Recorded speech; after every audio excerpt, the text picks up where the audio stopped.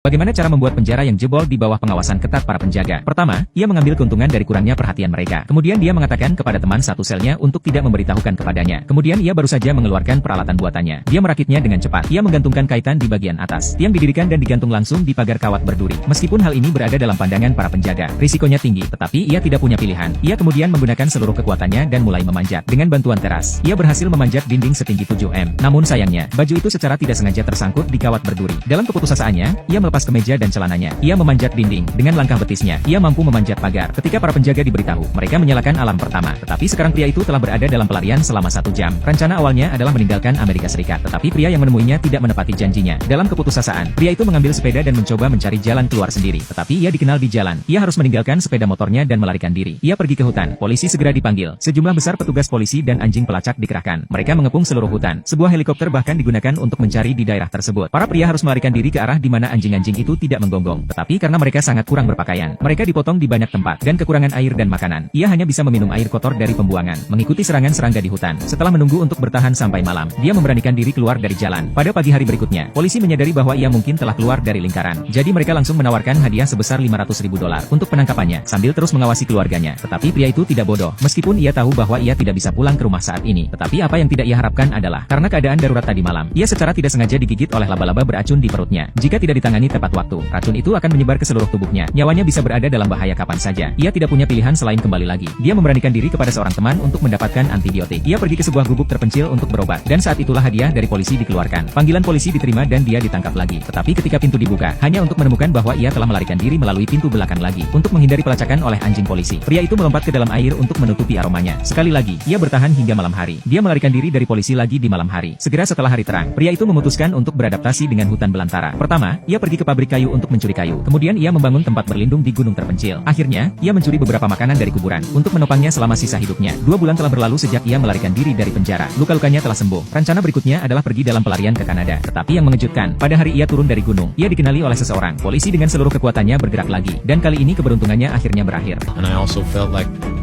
life was over for me.